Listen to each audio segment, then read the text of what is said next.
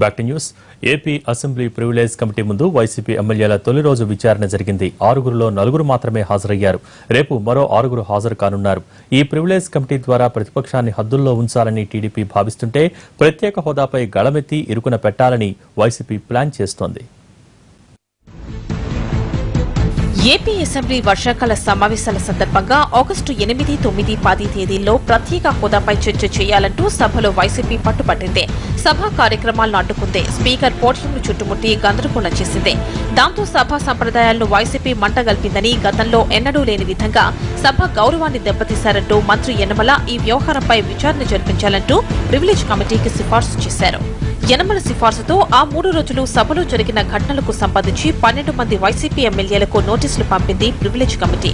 దాంతో ఈ రోజు రాచంబళ్ల శివప్రసాద్ రెడ్డి, కోరముట్ల శ్రీనివాసరావు, దాడిశెట్టి రాజా, చిర్ల జగ్గిరెడ్డి, చెవిరెడ్డి భాస్కర్ రెడ్డి, కొడాలి నానీలు ఈ రోజు కమిటీ ముందు హాజరు కావాల్సిందే. అయితే వారిలో 4 సభ్యులు మాత్రమే వచ్చారు. కమిటీ చైర్మన్ గొల్లపల్లి సూర్యారావు, సభ్యులు శ్రవణ్, జ్యోతుల నెహ్రూ, పెద్దిరెడ్డి రామచంద్రారెడ్డిలు ఒక్కొక్కరిని పిలిచి విచారించారు. అప్పటి వీడియోలను చూపిస్తూ అక్కడ ఉంది మీరేనా అని ప్రశ్నించారు.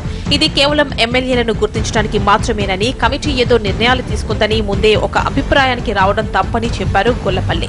ఈవేళ ఏకపక్షం కాదు, ఈవేళ ప్రజాపక్షం, ప్రజల పక్షాన్ని నుండి ప్రజాస్వామ్య వేదిక అయినటువంటి శాసనసభ ద్వారా డిస్కషన్ చేసుకుని చర్చించుకుని తద్వారా వచ్చినటువంటి ఫైనల్ ఏదైతే ఒక రిజల్ట్ ఉంటుందో దాన్ని సభ మరలా ప్రకటిస్తుంది అన్నటువంటి ఒక వ్యవస్థ ద్వారా మనం వెళ్తున్నాం. ఇది వాళ్ళకి మనకి గొప్పతనం. గతంలో ఏదో చేసేసారంటే సరే, ఇప్పుడు 4 వచ్చారు, ఈవేళ ఇంకొక 2 రావాలి. వాళ్ళిద్దరూ కూడా రేపు సమావేశానికి వస్తామని చెప్పారు. అయితే ప్రివిలేజ్ కమిటీ నోటీసులు ఇవ్వడమే తప్పన్నారు వైసీపీ ఎమ్మెల్యేలు. సభ్యుల హక్కులు కాపాడాల్సిన కమిటీతో సభ్యులను భక్షించే ప్రయత్నం చేస్తున్నారని ఆరోపించారు. ఎమ్మెల్యేలను బెదిరించి భయపెట్టడానికి సభను వాడుకుంటోందంటూ టీడీపీపై ధ్వజమెత్తిన వైసీపీ ఎమ్మెల్యేలు గొడవ జరిగిన సమయంలో పోడియం చుట్టూ 40 మందికి పైగా వైసీపీ ఎమ్మెల్యేలు ఉంటే కేవలం 12 మందికే నోటీసులు ఇవ్వడం కక్ష సాధింపు కాదా అని ప్రశ్నించారు. కేవలం కక్షపూరితమైనటువంటి విధానం అంతే. తెలుగుదేశం పార్టీ టార్గెట్ చేసి ఒక 12 మంది 13 మందిని, నేను ఇంకొక మాట కూడా సూటిగా అడుగుతానా, పోడియం దగ్గర నిలబడిన మమ్మల్ని మీరు టార్గెట్ చేసి మాకు నోటీసులు పంపినారు. ఇంకా 40 మంది పోడియం దగ్గర నిలబడినారు. ఆ 40 మందికి మీరు నోటీసులు పంపలేదే. కారణం అంచెలంచెలుగా బెదిరించుకున్నామంటున్నారా, లేకుంటే ఎవరైతే 12-15 మంది సూటిగా వైఎస్ఆర్ కాంగ్రెస్ పార్టీ కోసం, ప్రజల కోసం గట్టిగా నిలదీస్తారో వాళ్ళ మీద ముందు వేటు వేస్తాం, తర్వాత భయపడించుకున్నాం అనుకుంటున్నారా? ప్రత్యేక హోదాపై చర్చ కావాలని ఎమ్మెల్యేలు అడగటంలో తప్పేమీ లేదని చెప్పారు ప్రివిలేజ్ కమిటీలో సభ్యుడిగా ఉన్న వైసీపీ ఎమ్మెల్యే పెద్దిరెడ్డి.